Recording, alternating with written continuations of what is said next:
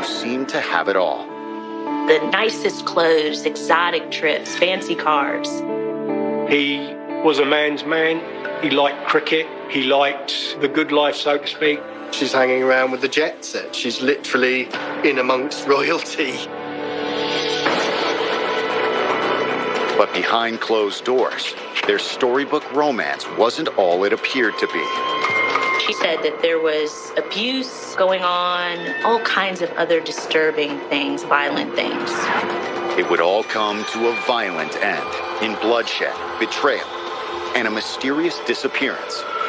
It had all the makings of someone trying to lead the police on a false trail. That seems to me quite beyond the realms of imagination.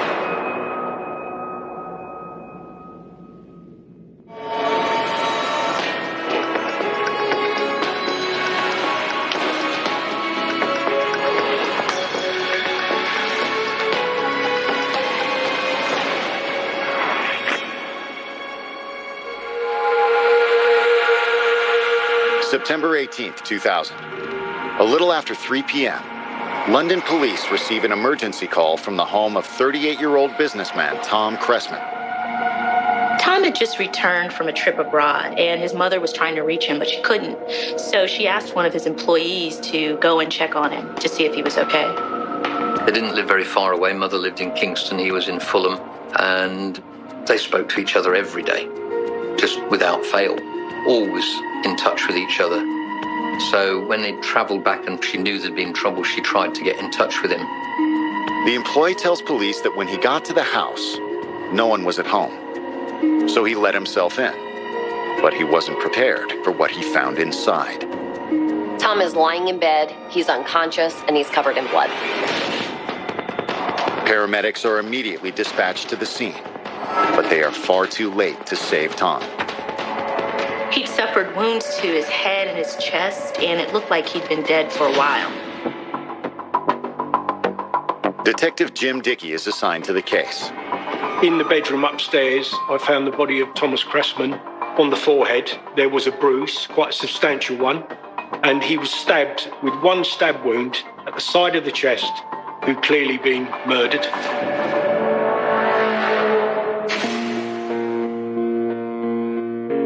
Tom Cressman is no ordinary businessman. For the past 2 years, he's been in the public eye, dating Jane Andrews, former aide to the royal family. First off, I asked the question, where was Jane Andrews? Because we knew that was Tom's live-in partner. She was nowhere to be seen, her car was missing, her passport was missing, and her credit cards and purse were missing. But does that mean Jane is a suspect or another victim? For all they know, Jane has been kidnapped and her life is in danger as well. Jane Andrews came from humble beginnings, the youngest of 3 children raised in Cleethorpes, Lincolnshire. I don't think there was a great deal of money in the family. Grimsby was never going to be home, I don't think. She thought there was something better for her. In 1988, after graduating from college, 22-year-old Jane moved to London to pursue her dreams. She sees the advert in The Lady, which is, you know, a high society magazine for ambitious young ladies, for wealthy people, and, you know, she sticks in an application. I don't think she knew quite what she was applying for. It's a discreet advert, but who should it be for but Sarah Ferguson, the Duchess of York? The Duchess needed help with her busy schedule, and Jane was a perfect fit. Jane proved herself to be indispensable, and over the next several years, she and the Duchess became close friends. All of a sudden, she's thrust into palace life. She's hanging around with the jet set. She's literally in amongst royalty. In 1990, Jane thought she found the man of her dreams, IBM executive Christopher Dunn Butler. After a whirlwind romance, they decided to get married, but the marriage wouldn't last. Jane had acquired a taste for parties, and her husband was more of a homebody. So they divorced after about 2 years together. They separated in 1993, and the divorce was final in 1996. Jane got over her disappointment by pouring all of her energy into serving the Duchess, whose divorce was finalized the same year. After Sarah Ferguson got divorced from Prince Andrew, it became clear that Jane was taking a more and more vital role in, I guess, the day-to-day affairs of the Duchess. She was shopping for her, and she was certainly a confidant. But in 1997, Jane was dealt another blow when finances forced the Duchess to lay off most of her staff. I think she was devastated when she got cut out of the role. Suddenly you're not hanging around in hotels, you're not eating in fancy restaurants, you're not being jet-setted around, you're not being chauffeured, you have to go back to taking the tube. However, Jane's fortunes would soon change. To take her mind off her troubles, Jane's friends set her up with a dashing Tom Cressman. He was a man's man. He liked cricket. He liked the good life, fine wine. He liked foreign holidays. He used to travel extensively to America. He was very, very attractive, a lot more attractive to the girls than I ever was. And as I say, you can see it in him. He cut a film star look. He'd always loved to get the champagne out and having a good reason to laugh and joke and enjoy his friends. Not only was Tom good looking, he was a successful businessman. After college, Tommy spent a couple of years sort of broking and stock business and so on, but eventually setting up his own business in car retail products, particularly car covers. She found her world crumbling around her. Then along came Tom Cressman, this boyfriend who had connections, he had money, he had a yacht in the south of France, and interesting friends. He was a decent man, and she found a life with him. Tom asked her to move in so that she didn't have to rent a flat. For 2 years, the couple shared a life together, but their fairy tale romance wouldn't have a happy ending. Now, Tom has been murdered, and Jane has gone missing. Was it a random act of violence, or something far more sinister? Coming up, the crime scene reveals disturbing clues. He had a lump on his head, which was consistent being struck with a cricket bat. And the case becomes a media sensation as the nationwide search for Jane begins. 2 people like that could have easily made a few enemies.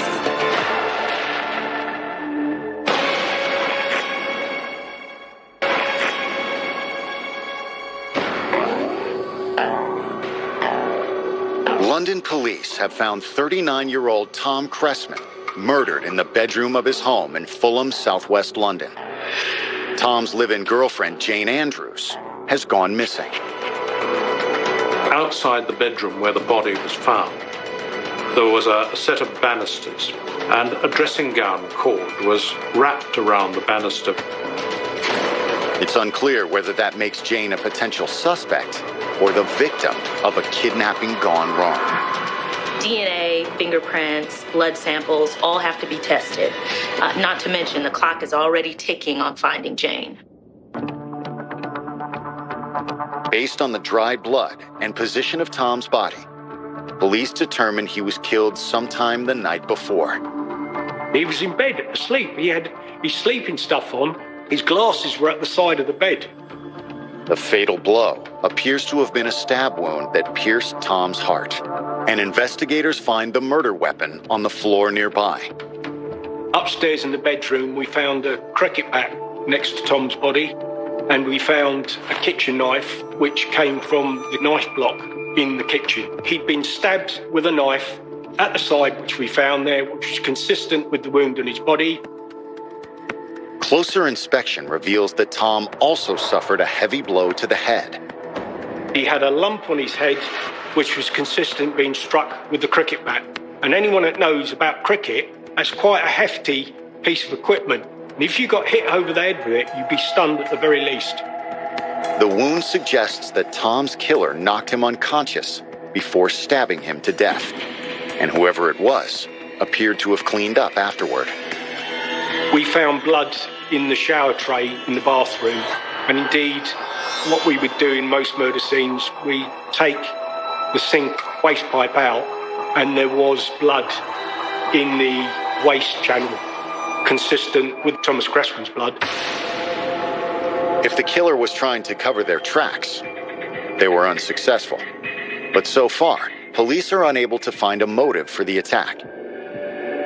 Didn't look as if anyone had broken into the house, so straight away we could say reasonable theory was that it wasn't a burglar that had been disturbed.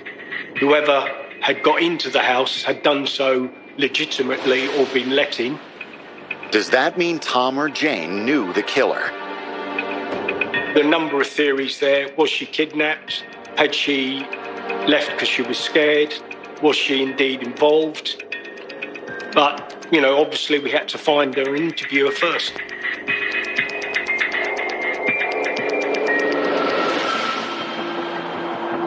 Police put out an alert to local authorities. But with no clear way to track Jane, detectives turned to friends and family for help. We got quite a great deal of cooperation from her friends and former employers. In fact, we asked the Duchess of York, Fergie, to text her. People were calling her and texting her to no avail. It's hard for any of Jane's friends to imagine she could have had something to do with Tom's death. According to them, Jane was hopelessly in love. He's young, he's successful, he's wealthy, and maybe he's the lifeline she's been looking for to drag her out of her, once again, drab existence. He looked after her well. She became very attracted to him and genuinely hoped that he would marry her. In fact, the couple had just gotten back from a romantic getaway 2 days ago. They had been together for quite a while, and then Tom tells Jane, I'm going to take you on this amazing trip to Europe to celebrate our second anniversary. They go to the French Riviera, they have this lovely trip, and I think she thought a proposal was on its way. They were spending the holiday on his boat in Italy and some time in the French Riviera to visit his mom. And, I'm sure this appears like the perfect opportunity to pop the question. His mother is devastated when police called to tell her what has happened to her son. They probably travelled back to the UK on Friday, got back to London on the Saturday morning. She'd felt there was something wrong when she couldn't get him on the phone. She knew something terrible had happened. When investigators asked Tom's mother if he had any enemies, she can't think of any. But she does recall an argument between Tom and Jane just before they returned to England.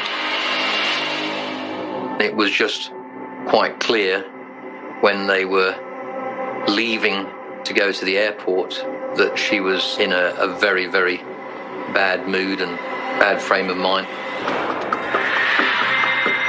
Investigators wonder what happened in Europe to drive a wedge between the lovers. One might speculate that they'd had a bust-up or something had happened. Only the two of them know, really. Coming up, detectives learn the truth behind this fairy tale romance. Authorities start finding these notes throughout the apartment, and one of them appears as if she's confessing to the crime.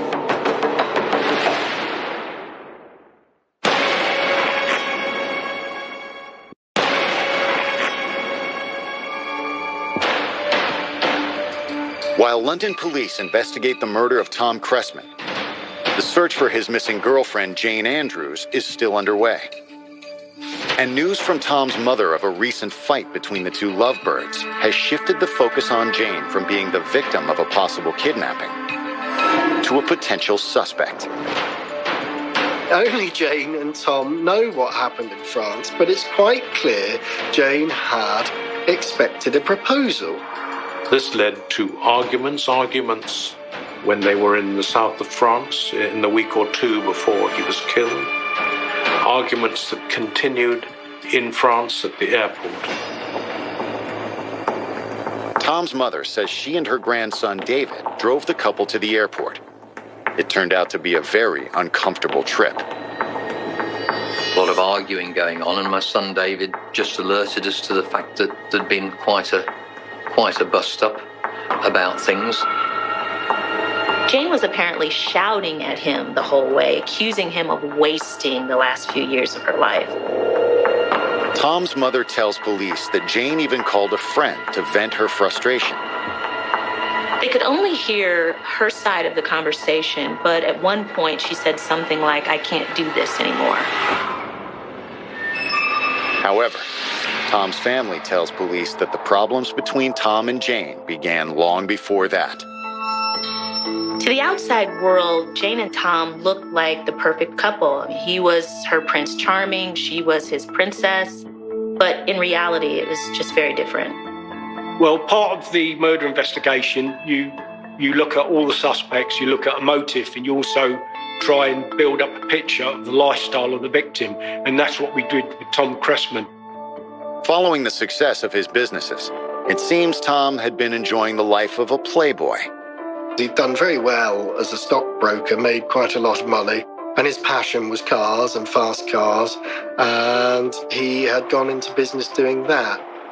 He sold made-to-measure covers for classic cars and very expensive cars. People describe him as a confirmed bachelor. He wasn't the type who was going to settle down, have 2.4 children and live in a 4-bedroom house. Over a period of years, I met various girlfriends. He was always a very popular figure. Jane was the latest in Tom's string of girlfriends.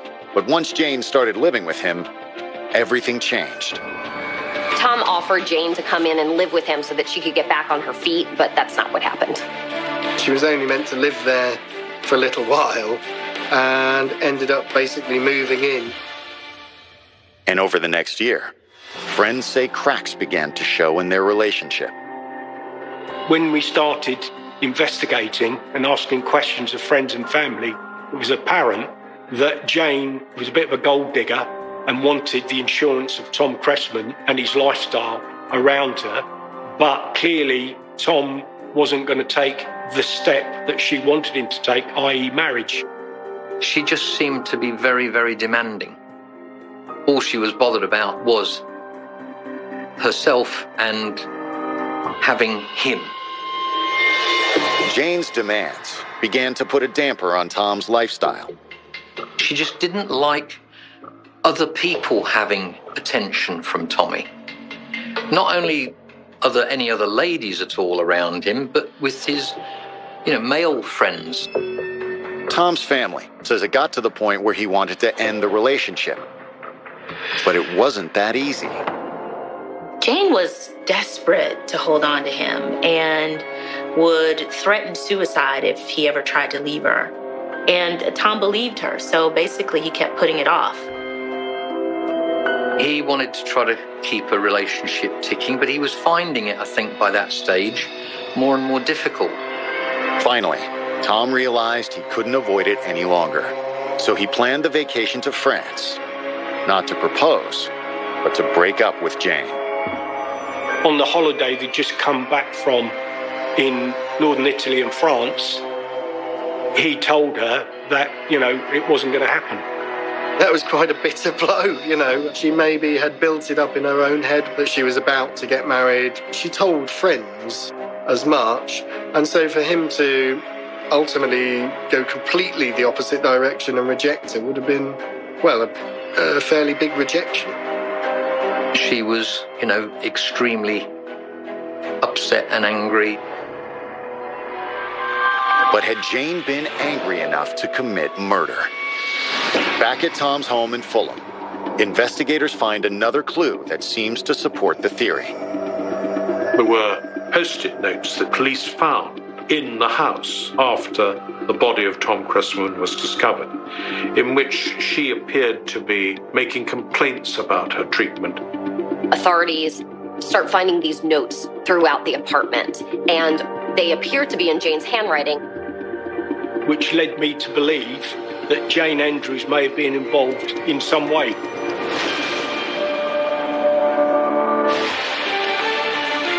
Coming up, as the manhunt continues, investigators dig into Jane's past Clearly, it's not what she, I guess, thinks she deserves. And police uncover phone calls from the victim, including one made on the day of the murder. He feared there would be some form of physical abuse.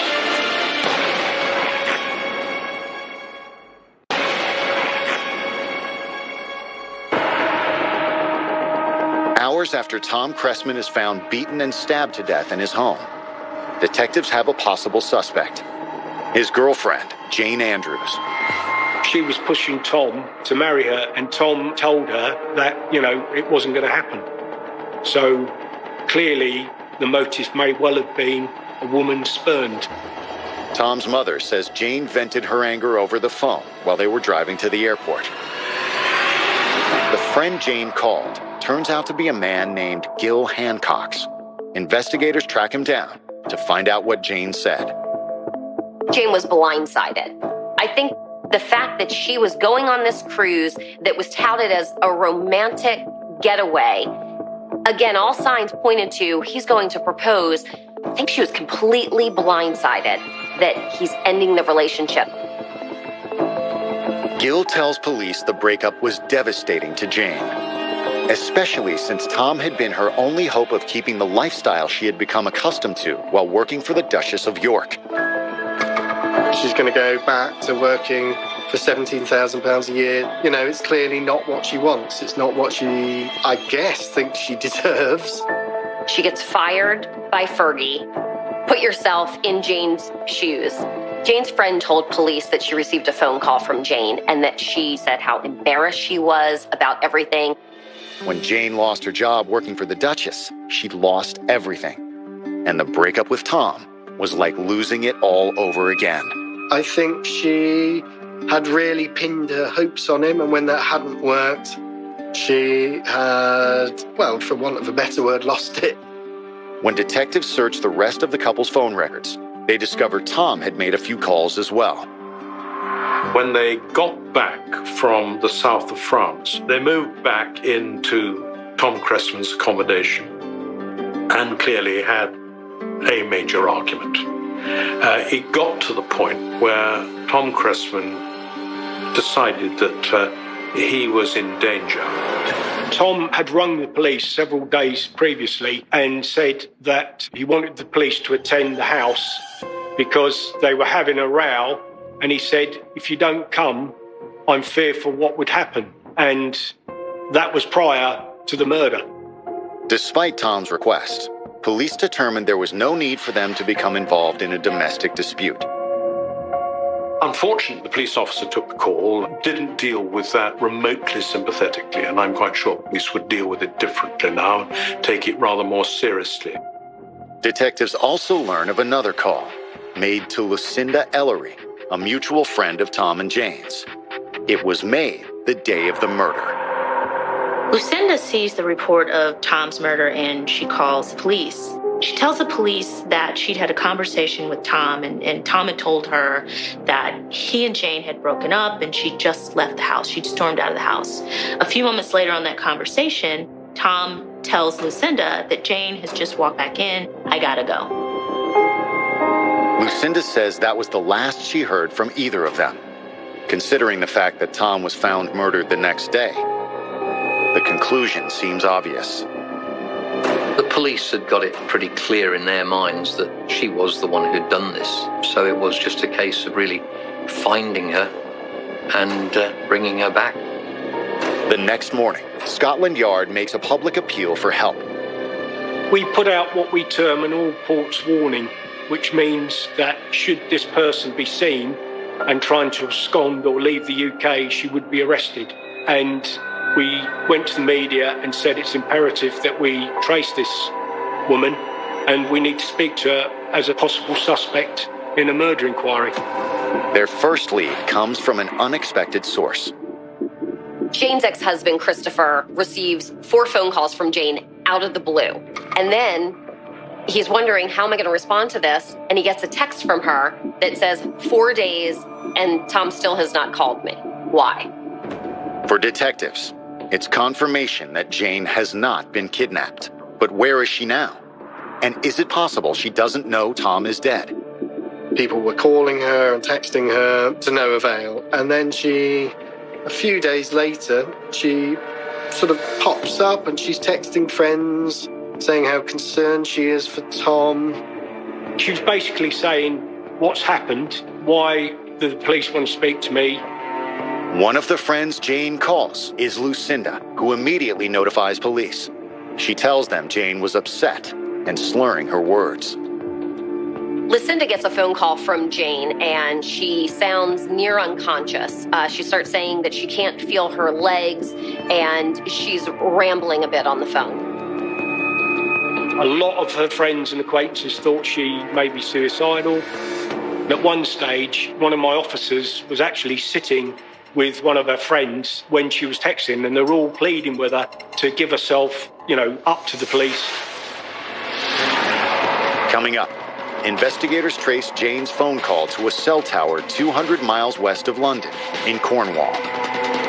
But will they get there in time? If she's planning to follow through on the threats to kill herself, they might already be too late.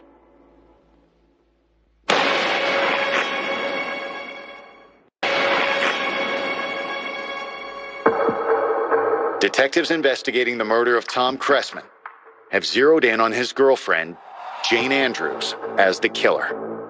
And after disappearing for more than 2 days, Jane has finally resurfaced. Jane is calling friends from about 200 miles away, and her friends fear that she's going to commit suicide at this point. Police have traced Jane's calls to a highway that runs through the town of Liscard in Cornwall. But time is short, and Jane seems to be losing consciousness. The longer it takes, the more Jane is just slurring her words, and eventually they lose contact with her completely. Around 6:45 on August 20th, local officers find Jane's car on the side of the road. She is unconscious. She was discovered by a police sergeant in Cornwall, parked in a lay-by in a car, and she'd taken an overdose of paracetamol. Jane is immediately rushed to a nearby hospital. She had to be monitored because of the overdose of paracetamol. When she was well enough to travel and the doctor had signed her off, said she was fit to be released, she was arrested and brought back to London. There were no signs of a struggle or any evidence that there had been multiple attackers in the house. But what they did have was a murder weapon. They had blood leading to the shower where someone had tried to clean up. And they had a series of angry Post-it notes from Jane. She claimed Tom had been abusive to her and she had murdered him in self-defense and not as a sort of crime of passion. According to Jane, the abuse started in 1999. They had been in a relationship for about a year when the relationship took this dark turn and Tom began to abuse her physically. Jane says Tom's abuse continued to get worse. And in November of 1999, she was even hospitalized. She says Tom pushed her down a flight of stairs and she nearly broke her wrist. Once again, detectives try to verify Jane's story. This time, at least part of it seems to be true. Hospital records show that Jane was treated. She was diagnosed as suffering from depression and suicidal tendencies. They'd prescribed her at that point tranquilizers. Jane says when Tom took her on the trip to France, she hoped all of that was behind them. Instead, their tumultuous relationship finally reached its boiling point. They're fighting from the moment they got back from France. And on that Saturday, things got particularly ugly. I think the pair had been arguing, and then she left the house, and then she returned to the house, and Tom was there. Jane claims that since Tom had been violent with her before, she decided to take precautions. When she went to bed, she took a knife from the kitchen. Jane's side of the story is that when she went to bed that night, Tom attacked her and tried to force her to have sex with him. And that is why she had the knife, because of previous attacks from Tom. And that's how the attack happened. She said it was self-defense.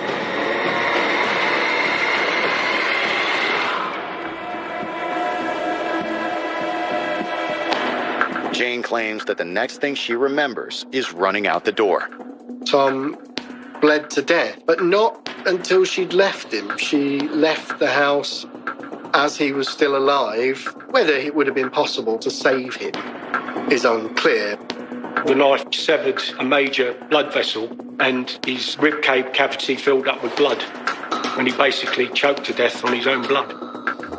All her text messages were asking what happened to Tom. When she found out that he was dead, that's when she took the pills intending to commit suicide. Is it possible Jane is telling the truth?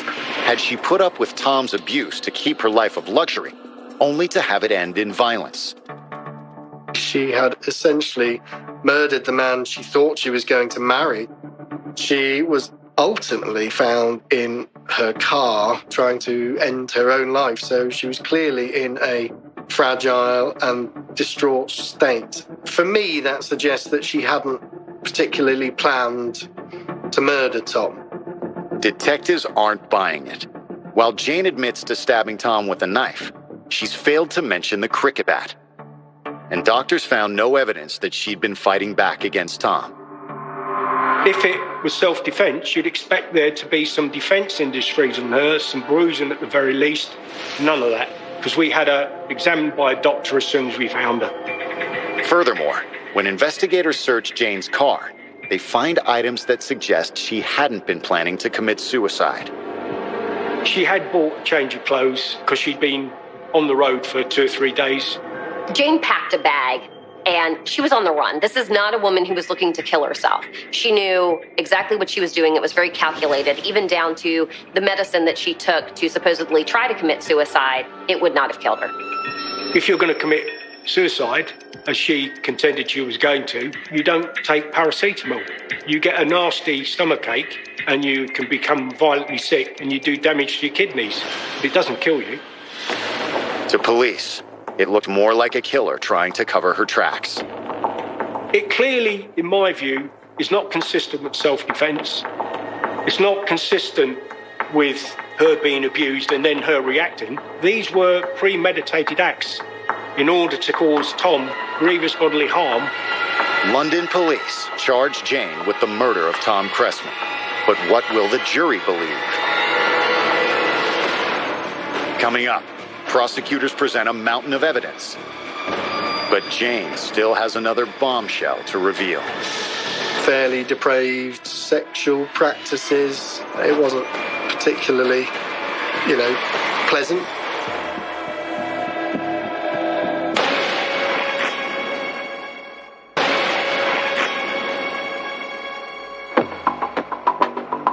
Jane Andrews faces life in prison for the murder of her boyfriend, 39-year-old Tom Cressman. It made headlines around the world. I mean, here you have the working class girl, done good, gone to work for Sarah Ferguson, which immediately sells more newspapers. And now she's been involved in this crime of passion in which she has literally stabbed her lover through the heart. On April 23, 2001, the trial begins.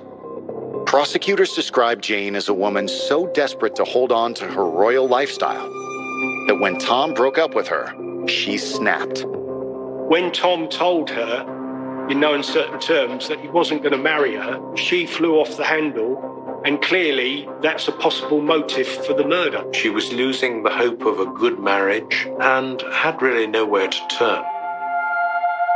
You could argue the murder is a crime of passion, except they weren't arguing at the time. He was lying in bed. There was an element of planning here. The positioning of the bat being available to her when Tom Cressman was in bed so that she could render him unconscious and then plunge that knife which she carried from the kitchen downstairs up into the bedroom, into his heart. And that is not a killing in a moment of supreme anger. That's something which takes some deliberation. She not only prepared herself to commit the crime, but she had gone to the bathroom to wash herself afterwards. So Jane is packing a bag. She's writing all of these notes, posting them all over the apartment. All the while, Tom is bleeding to death. During the time she was missing, she was still contacting her friends. She was texting them. She was saying that she didn't know where Tom was, which later seemed to sort of suggested in court that this was somehow her trying to cover her tracks. After several days of presenting evidence and witness testimony, the prosecution rests. On May 1st, 2001, Jane takes the stand in her own defense. Jane admits to lying to the police on her initial interview, but she claims she didn't think they would believe her if she told them the truth. She delivers a bombshell. It was brought up in court by Jane. She suggested that Tom liked sort of bondage and S&M and rough sex, and she claimed that he had initiated that with her without particularly her consent. Spanking, beating, anal sex. It wasn't particularly, pleasant. Jane claims that the night she stabbed Tom wasn't the first time he'd forced himself on her. She alleged that Tom had anally raped her and that he psychologically and physically abused her. And that's the reason that she murdered him. She suspected that he was about to do it again. And so as he reared up towards her, she struck him with the bat to deter that further attack upon her. Under cross-examination, prosecutors draw the jury's attention to Jane's constantly changing stories. Jane Andrews tried to portray herself as a victim, and her defence to the murder was that, 1, she didn't do it.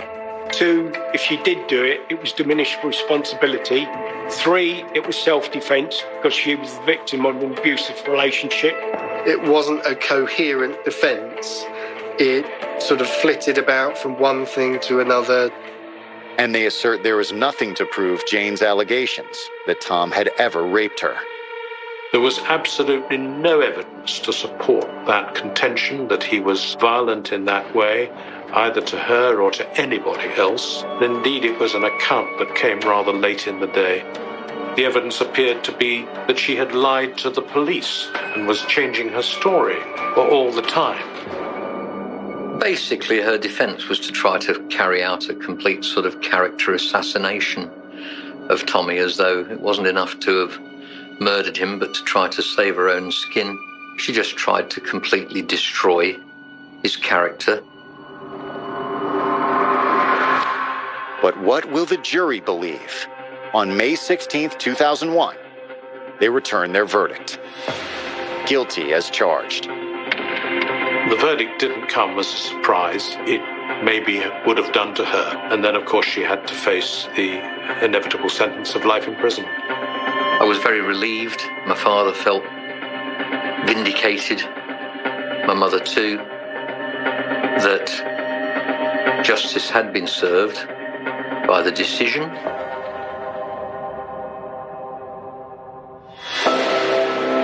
Jane's Cinderella story had taken her from rags to riches, but her addiction to a life of privilege had driven her to an unthinkable act of revenge.